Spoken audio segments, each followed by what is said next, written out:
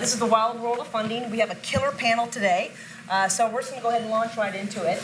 And Michael, I'm going to start with you since you're immediately to the left here. All right. There are lots of new cool funding models for startups. One approach is crowdfunding. Talk to me a bit about the different crowdfunding models and what you're focused on. Sure. So I think crowdfunding is one of these very hot terms right now, and I think there's a lot of misconception, a lot of sort of people just don't really know what the different options are. So just to clarify, what we do is equity crowdfunding, and equity crowdfunding is very different from, say, Kickstarter. Kickstarter is phenomenal. It's a great option. Kickstarter is what's called rewards-based or donation-based crowdfunding. So essentially, people are giving money, but you're not actually getting equity. You're not selling securities. You're not buying securities. You're just getting a reward or doing it for, maybe you get a T-shirt or a product or whatever. But we're actually doing, so that's number one, equity crowdfunding. The other thing with equity crowdfunding, I think the misconception out there is, people think, again, it's like Kickstarter where it's 5,000 people giving you $50 or $10. That could potentially happen, I suppose, but where we play is it's actually bigger checks than that. And equity crowdfunding really sits in a space, it's very new, but we're not replacing other modes of funding. We're actually looking for companies that you have maybe a lead VC or a lead angel or whatever.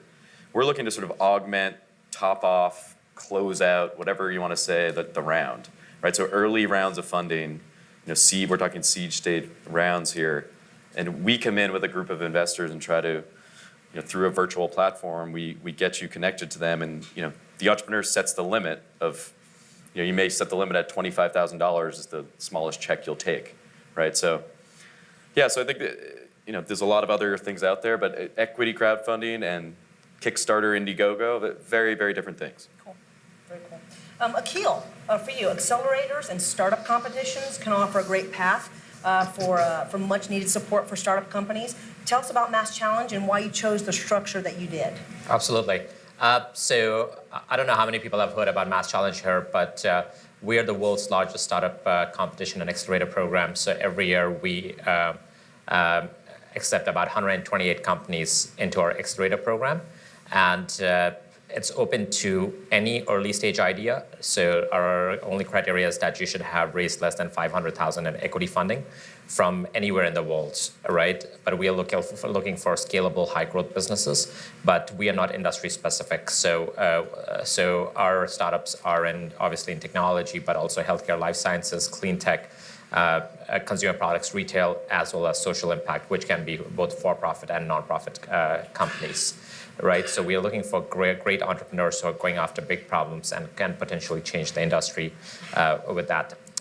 We do not take an equity stake in any one of these companies, so all 128 companies that come here go through a 4-month accelerator program, but we do not take an equity stake in these companies, which is very different from some of the other accelerator programs that you might see there, right? And we are also a startup competition, so at the end of the program, we give out about $1 million, more than $1 million. So this year, it's probably going to be $1.7 or $1.8 million to startups. And these are in $50,000 and $100,000 increments. And these are structured as prize money. Every year, between 10 to 20 startups win that prize money. So even if you get the money, there's literally no strings attached. You don't have to be in Boston. You don't have to base your business in Boston. It's basically a non-dilutive prize money that is given to the startups exhibiting the most potential, right? So that's another category, which is the prizes. So different universities have different prizes. There are places like MassChallenge that you can get non-dilutive funding. And then there's obviously the accelerator funding model, and the accelerator space itself is actually evolving, right? So there's accelerators like us that don't take any equity stake, and I don't think there are some other accelerators in the country also that do not take any equity stake. Then there are accelerators which are on the other end, which is for this amount of money, we'll take an X amount of percentage stake in your companies within that, right? And then there are people who are coming towards the middle, which is, as David Cohen was talking about yesterday, right? Which is they were on the right hand of the spectrum, but now they're coming towards the middle, which is we'll only take an equity stake if you think we have done a good enough job and truly deserve that equity stake within that. Excellent, excellent, thank you. Gabriella, you're doing some great work at Tech Wildcatters. What are you finding yourself providing the most value to startups when it comes to seeking different funding structures? What are the pitfalls that you're guiding them away from, and what guidance are you giving them for seeking funding structures? So first of all, I think the biggest thing is don't believe everything you read in TechCrunch. That's a hard one for a lot of people to wrap their heads around when they're new to the startup world. But we're the world's first B2B accelerator. Dallas is home to the second largest concentration of Fortune 500s in the world, so it only seemed natural that we focus on that strength when we built this accelerator. And so we see a lot of customer-funded development. So like 7-Eleven's invested in one of our companies and, massive distribution channel there. So it's not just the money that the organization gives, it's also the help getting them through their organization, selling into the organization. And it's not just corporate venture programs. So that's the thing about customer-funded development that I think a lot of people don't understand, is that it's generally not the venture programs that do give the money. My first startup, funny, I didn't even call it a startup back then, I didn't know the term. It was a software company, and it was my boss had left to go run a competing company to the one I worked for, and we basically said, you're gonna need software to run that company, and we'll build it for you, it'll cost you $2 million, and he needed it that bad. And then we got to sell the software many more times after that. So that is the very best kind of funding you can possibly get, is a customer saying, I need it so bad, I'll give you the money, and I don't even care to have a stake in the company. It worked out. Nice, very nice. Eric, I'll hop over to you. Thanks for joining us today. How can a startup founder determine what funding method is right for her or him? What do they need to go through to figure out what their choices should be? There's probably a lot of things, but I think one of the key things is, personally and amongst the co-founders, what are their objectives? Where are they trying to go with the business? So you think about I come from, I guess it's kind of funny to call venture capital sort of traditional, but the traditional venture capital route, which I think is, generally speaking, I think this is pretty widely known. I mean, it's just not a route for 99+% of companies. You have to have a business that, for us coming in at a Series A level, right, that's a 5 to 7 year play where you're going to scale immensely in that time, or have the ability to scale immensely in that time, and then sell your business or go public, right? It's sort of how the dynamics work. And so by nature of that, there are many, many more businesses that will be successful and do really well and employ a lot of people and change the world that don't fit that timing model. And so one thing I always talk to people about is just think about your business, what the probability is, and even if it does have the probability to scale quickly and all that stuff, is that what you want? I mean, do you want to, as soon as you take a check from us, you're on a timeline. And you got to be comfortable with that timeline and understand, what that means. Whereas there are a number of the great thing is there are a number of choices of different capital sources that you can go to that have different objectives that maybe fit better with how you think about your business. So I think the biggest thing is just coming to terms with what it is that you want to accomplish. That's a good segue. Could you talk a bit about some of those capital sources that you just referenced? I mean, because we've got the traditional VC, we've got the seed, the angel, there's the friends and family, there's the bridge rounds. There seems like there are a lot of choices, and I've heard again and again that it's easy to get money. But talk to us a little bit about what are the more common sources for that early stage startup guy or gal? That's interesting. It's easy to get money. I feel like it's not that easy to get money, or at least not the right money. Right. I mean, so yeah, maybe you can get money, but are they the right partners? Do they fit with, they have the same mindset as you, right? So I think generally speaking, at least I'll just speak to, what I see generally in the VC landscape with other venture firms we work with that are even later stages than us. I mean, I think the good guys that we like to work with and that our companies like to work with are generally the guys that proactively say, look, here's our vision for it. If we come in at this point in the company, we're swinging for the fences. Entrepreneurs, you okay with that? Series A guys, you okay with that? And try to make sure. And if we're not, they won't jump into the opportunity. And that's probably fine. I mean, so I think just trying to align interests amongst all the group is very important. But there are some interesting, we don't play as much in this space, but if you think about the crowdfunding space, in particular, if you've got a physical product that you're trying to make, it tends to lend itself well to capturing people's imagination. People want to be early adopters of that product, and then trying to get some proof points in terms of effectively, at least in the Kickstarter case, pre-selling your product is really kind of what that looks like. And now there are platforms out there that allow you to do that and to try to get some traction. Now there's certainly, we don't need to, maybe somebody else can get into it on the panel, but there have been challenges with that, and some people haven't been able to deliver products and stuff. But at the same time, that's, it's probably better that you weren't on a venture capital timeline, and then you figure out how hard it is to actually build your consumer product. That's a tougher place to be in terms of relationships that you want to, I think, keep solid. And the other thing too, depending on the type of business you have there, which we don't talk about, I think, a lot in the tech space, is you've got banks and other people who do loans, and that might be the right case for depending on what kind of business you're going to do. We did some interesting work when I was working on the economic plan in Chicago around trying to, first of all, partner with Kickstarter to help fund local businesses, but also projects that people wanted to do to beautify business corridors or enhance the business climate in a various neighborhood in Chicago. And one thing on the business side that we did is we partnered up with Axion Chicago, which is a microlender. And what they liked about it was, look, this helps us get another proof point for a business before we go in. And it might be the case that we had one case where a woman needed $20,000 to do the business, and we all kind of agreed, that you need $20,000. But Axion said, based on the risk profile here, we're only really willing to give you 10. And we know you can't do the business with that. But if you can have a successful crowdfunding campaign and raise the other 10, we'll commit now to give you a loan at these terms. Nice. So there are some interesting ways to kind of package some of those capital sources together depending on what your objectives are. Okay, thank you, thanks. So let's jump quickly into kind of the pitfalls or the misconceptions that are out there. And this is more of an open question. What are you seeing? And Gabriella and Akhil, you might be seeing this a bit more in your business.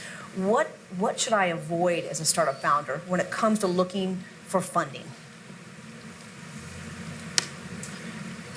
All right. I think one of the things is that, as Eric was saying, it's a question of really deciding what kind of business you want to build, right? And matching the right source of capital for the right stage of the company itself, right? I think one of the biggest things that happens is people come in and either they're looking for angel funding or they're looking for VC funding when they're not ready for that, right? And then they will spend six months trying to knock down every door for angels and VCs, which can be spent actually building the business or getting to the proof points that there are, right? So it's a question of, I think that's one of the things as a founder is recognizing where your business is, right? Whether you even want to go to the VC route or not, but even if you want to go towards the angel or the VC route, then figuring out what are the proof points that they would require, and then working on getting to those proof points. A lot of founders just come in and say, I have this idea and I want to get it funded as soon as possible. And some people definitely raise money on a story and a PowerPoint, but I think it's getting more difficult, right? So people want to see proof points in your business. So I think that's the biggest misconception out there, which is I can go and knock on 10 doors and get funded.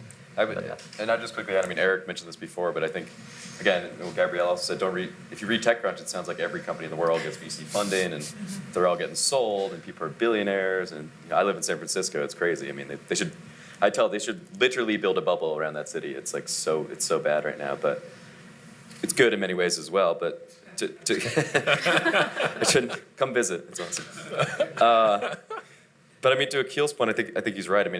We all of us talked to all these founders, and it's always like they're just getting started. It's like week 2 or something. Like, we need to go get funding, and if only we were funded, we'd be successful. It's like, no, your job is to go build a business, go get customers, go get some real revenue. And I always like to say, so we Co-Founders Lab, what we did there, now part of OneVest, we're still doing, is building teams, right? And I use the same analogy with how to find a co-founder. Your job isn't to find a co-founder or find a technical co-founder. Let's go there because that's the most common one. It's to attract a technical co-founder. And I think funding is the same way. Your job isn't to go, essentially you do have to go find it, but go do things, like as Akhil said, go get those proof points. whether it's customer development even if it's not revenue, like, hey, I've talked to 10 people, I talked to someone at Best Buy, and like they actually are interested in this, or I did, like, show that you've done the hard work and your homework, and the money will come to you. Like I said, there's money out there, but the right money is what you want to find, and those people, the right money wants to invest in people that are actually doing more than saying, if only I had money, I'd be successful, and that's why we're failing. That's not why you're failing. You're not failing because you don't have money. It's one of the reasons, but you'll get it. Just keep working hard, especially if it's week 3 of your company. Your goal is not to raise money at week 3, and VC may not even be the right way. Maybe it is, but probably isn't. It's, So. I also see that there can be a lack of creativity sometimes. You know what? Money is just a tool, and there are lots of tools to go about getting the resources that you need that generally you don't have to spend the money on, or you could spend it later, or what have you. So part of it is you can get creative. I'm also seeing a lot of people wanting to call themselves founders and really just looking to pay themselves a salary. I think everybody needs to eat, and we totally understand that. And honestly, the $25,000 that we, give each of our companies, it's because we know you need to keep some lights on at home and stuff like that. But, rolling up in your BMW and crying because you can't, raise capital, I don't really feel sorry for you, unless you've really got it figured out and you're not raising that capital just to pay yourself. That one does start to get, and it's gotten a lot worse lately, I feel like. And so that one's. Yeah, don't raise money because you need to pay yourself a salary. So let's jump back onto equity-based crowdfunding for a second. There's been a big rush into that space, and there's some question whether the deal flow can support an infrastructure this large and varied. What is your approach to equity-based, and what are you looking for in the companies that you're working with? Yeah, I'll answer the first part. The first part's easy for me. I think there's plenty of deal flow. There's tons of deals everywhere, San Francisco is just one place. I meet the coolest companies from Nashville and Detroit and Dallas and all over the world, frankly, right? So there's plenty of deals out there, would be my personal opinion. Plenty of awesome founders, plenty of awesome companies being built. Again, what we're looking for at OneVest is essentially we're looking to come in and help you close out like a seed round. So let's say you're raising $750,000. You've already got that first investor committed, or first 2. Maybe you're lucky you've already raised $500,000. Great, good for you. That's what you should be doing. We want to come in and say, hey, maybe we can connect you with our vast network of investors through an online platform. These are accredited investors, by the way. I should make that clear. Currently, the federal law only allows accredited investors. Every state is now going and doing their own thing because they're tired of waiting for federal to figure it out. That's another story. But for what we have to deal with the SEC is accredited investors. So we're looking for, hey, maybe we can find you 2, 3, 4 strategic investors to help come in and close out that round. And again, these can be people that are going to give you a $100,000 check, $150,000 check, but maybe they don't have access to this deal flow. Maybe they don't get the right meetings in San Francisco, or maybe they live in upstate New York and they have money. They're incredibly valuable. Maybe they're retired, but they don't come down to New York City to go to these pitch events, right? So all we're doing is leveraging the power of the internet to connect worthy ventures. Again, you still have to do the work. This isn't, again, I keep saying it's not Kickstarter. Like we unfortunately, at least today, we can't help people that we're raising $1 million, we don't have anything, we haven't done anything, we don't have any, it's like, well, okay, come back to us in 6 months, let's check in. Once that sort of funding round is in process, let's start having the conversation again, and maybe we can help you kind of top off the round is my favorite expression, so. Team. Yeah. Like anyone, right? I gotta say it, I did Co-Founders Lab, like, you hear it all the time. David Cohen was here yesterday. He doesn't like when we talk about this, maybe that's okay. We have him on video saying, he's like, David, what are the 5 things you look at for Techstars companies? He's like, all right, you ready? We're like, yeah, we're ready. Team, market, and timing, I think. And maybe I'm misquoting him, but I know the first 3 are team. So get the team right. That's what people are investing in, right? Absolutely. Eric can tell you that all day long. It's the team, right? So each of you have very different types of businesses. When it comes to what industries or verticals you're getting really excited about, what are some of those? We started a healthcare accelerator last year. The healthcare market in Dallas is extremely entrepreneurial. So when you're going in and trying to get doctors to try stuff, it can be really hard in other parts of the country.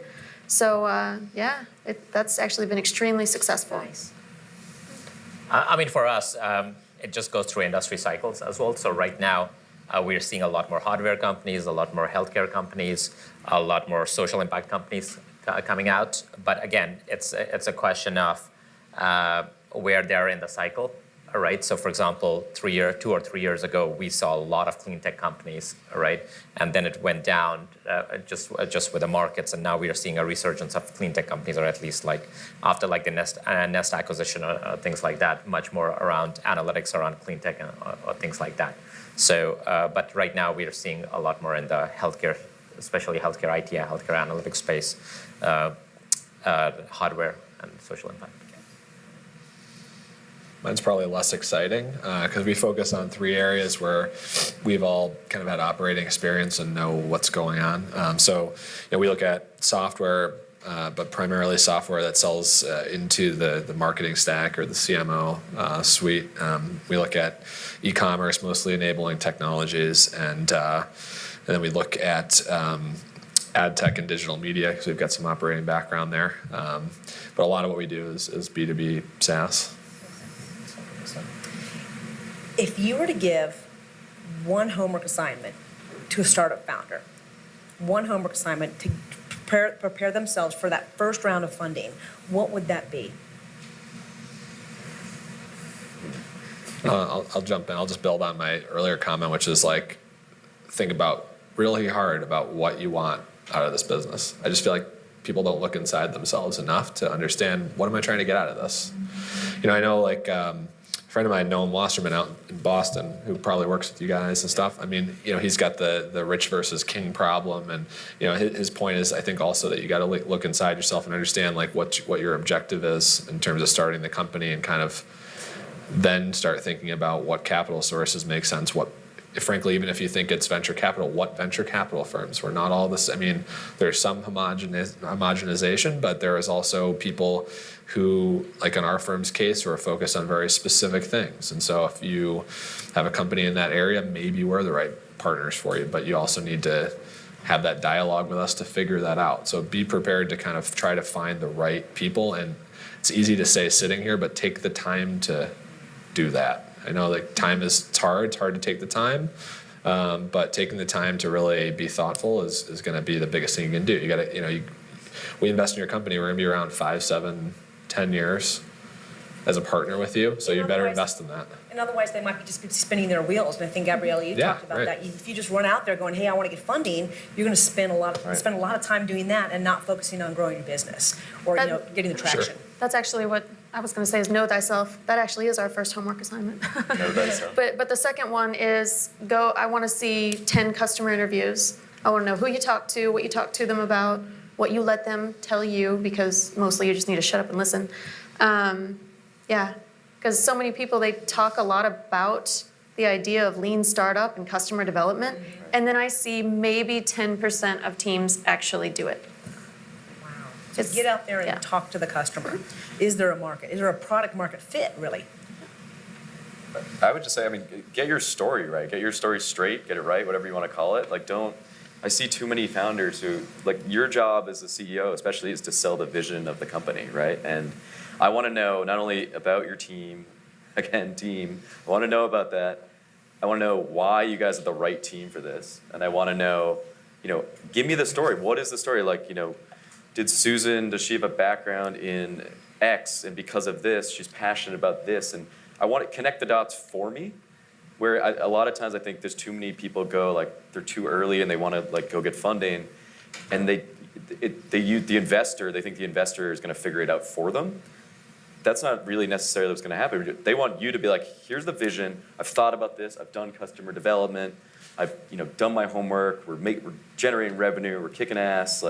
This, and this. We're looking for funding now for this. Get that story right, as opposed to I don't know. We thought we'd just go look for funding, and I don't know. Everyone's doing it. There's a lot of that, right? There's a lot of we need funding. You're like, do you? Why? So get your story right. Practice with your team, and you're not making it up. Sell your passion. Sell your vision. Why are you doing this? Yeah. A lot of startup founders don't tell their own story. The VCs, the seed round folks, they want to know who you are and why you're the best person for this. How much do you believe in that vision? What's your background? Get comfortable talking about yourself and why you're really good at what you do and why you're the person to help grow this business. So again, telling that story. It's not just about the product. It's not just about the market. Again, it comes back to that team, and you're, in many cases, a leader of that team.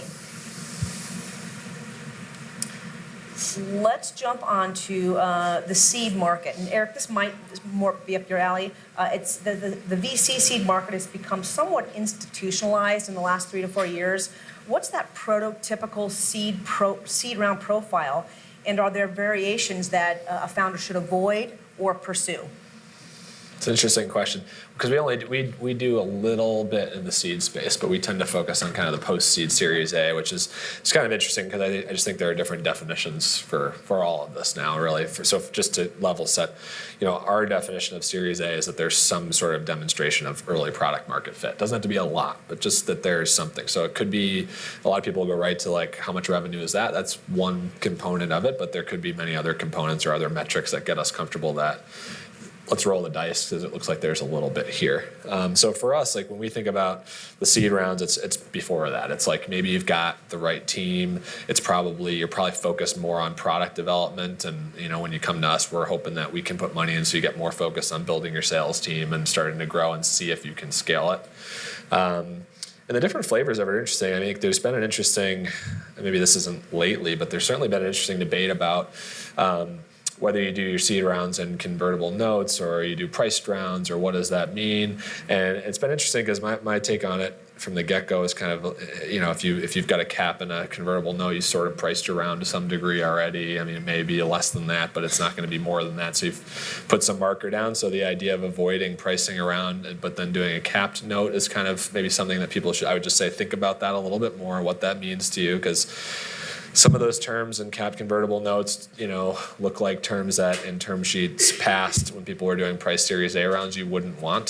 So just be really thoughtful about how this plays out and what the next 3, 4, 5 steps are for you. And I think you always need to think about that when you're building, your financial strategy out and how you're going to fund a business. And I think it's maybe because of what we heard on the panel so far today that people get so focused on, I got to get some money in because if I had some money in, I would, and then they don't spend as much time thinking about who are those partners, how is it structured, how is that going to set me up for my next round, what are other investors going to think. So I spend a lot of time with entrepreneurs at the seed stage, helping them think through those term sheets and just say, look, I'm just going to tell you what I would think when I got this a year and a half from now. Like when you've got the traction and I see what this deal looks like, where am I going to get hung up on it? What's going to slow you down raising it when you hit the Series A?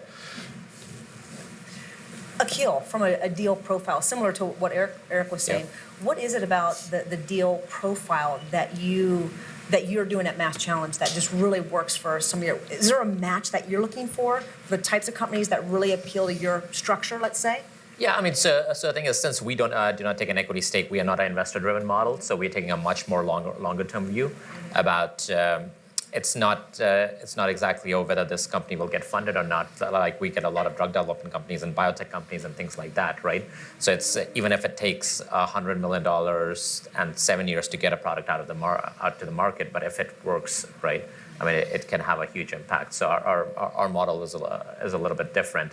It's much more based on impact and what the entrepreneur is trying to do within that. But I mean, the 3 things that we look for when they come into our Accelerator program is what is the impact that you're trying to have, right? It could be a social impact or it could be an economic impact.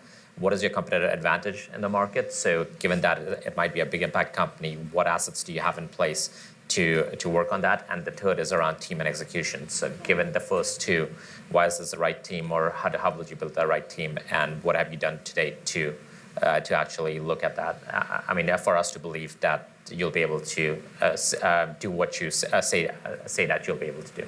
Other than that. And how do you feel that's an advantage to the startup? You have, again, it's a different model. Right. What's the advantage to the startup founder in that case? In terms of coming to MassChallenge or within that, right? I mean, so I think a couple of things, right? I mean, one is that we get a lot of non-traditional companies as well, right, which do not fit into any other Accelerator molds, right? But they can be really good successes. So, for example, We have had really good clean tech companies go in, which are much more capital intensive.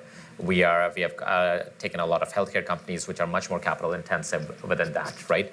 And so they don't fall into that model within that. The second thing is, I think there's a lot of interesting things or interesting companies being started, which are at the intersection of 2 or 3 different industries, right? So for example, you take healthcare and you take technology or IT, right? You take a lot of hardware companies. And the fact that we have 128 companies from all different sectors, right? And the collaboration that happens across all these different sectors is actually pretty interesting to see within that. Excellent. Yeah. So Gabrielle, follow if you could. So you've got a slightly different spin to your accelerator. What's your model and how do you guide your founders, your startups through their funding journey? Okay, and actually, we just funded one of yours, by the way. Oh, okay. Yeah, Orb Health, I think, is that right? Yep. Collaborative. Fine.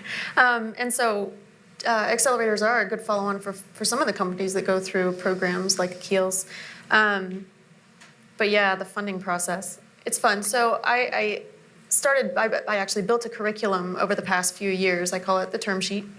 Every week we sit down and have lunch, and it's really just taking them through the process of raising capital, because it really is just a process.